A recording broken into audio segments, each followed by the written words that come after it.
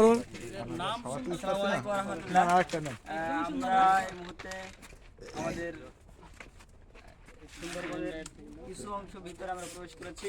তো আমাদের ভিতরে এসে কিছু ভাইয়ের সাথে দেখা, তো আমরা তাদের কাছে জানতে চাইবো আসলে এখানে আমরা এসে কি দেখতে পাই, বা এখানে যে গাছগুলো আমরা দেখছি এটা কোন গাছ, কোন প্রকারের গাছ, বা তাদের কি এই গাছ থেকে কোনো উপকারিতা পাওয়া যায় কিনা, এই বিষয়ে কোনো কিছু জানা আছে কিনা, এবং আমরা এই যে যে শিকড়গুলো দেখতে পাচ্ছি এই শিকড় থেকে কি ভবিষ্যতে গাছ হয় নাকি এটা এরকমই থাকে, এই বিষয়ে তারা আমাদের কিছু জানাবে ভাই।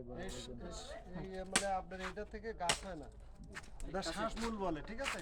এটা মানে গাছের একটা প্রাণ, মানে ওইটা দিয়ে ওরা নিঃশ্বাস নেয়, এই জন্য ওইটা গাছের জন্যই, ঠিক আছে, শ্বাসমূলটা।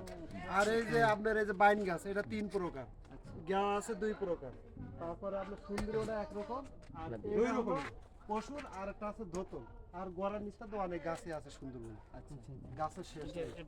আর সুন্দরবনে আপনারা আইছেন, এখানে তো এটা একটা এক্সপার্ট, এই যে অস্টার আছে, এখানে কুমির আছে, হরিণ আছে, ওইখানে বানর আছে, এই তো। আর এই সুন্দরবনে ঘুরলেন, এখানে আপনারা আসলে এই যে যে গাছগুলো আমরা দেখতে পাচ্ছি, আমরা শুনে থাকি বা অনেক সময় কোন গাছ থেকে, এগুলো গাছ থেকে আমরা অনেক জিনিস আমরা পেয়ে থাকি, এরকম কিছু আপনাদের জানা আছে? শুনুন, আমাদের এলাকায় জানা মতে যদি পুরোনো আমাশা থাকে, এই যে গাছটা দেখছেন, এটা আবার ঘলছে গাছের ছাল ভিজাই সকালে যদি খাওয়া হয়, তাহলে আল্লাহর রহমতে এটা কি বললেন ভাই? এটা উপকারিতা আছে।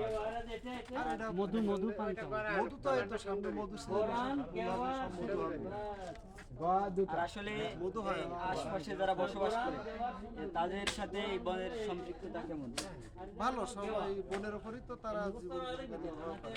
যেমন পোনা ধরে, মাছ, কাঁকড়া আছে, কাঁকড়া ধরে, মধু আহরণ করে। হ্যাঁ, সরকারি ফরেস্টের স্টাফরা আছে না, তারা রক্ষণাবেক্ষণ করে। আপনারা তো তাদেরই অংশ নাকি? আচ্ছা, ঠিক আছে ভাই, আপনাকে অসংখ্য ধন্যবাদ। আপনাদেরকে অসংখ্য ধন্যবাদ। তোমার সাথে কিরকম করবেন? এটা হলো গেওয়া।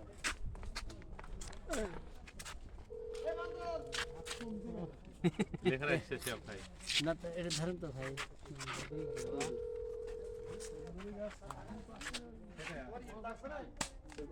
পাতা থাকবে তো যাও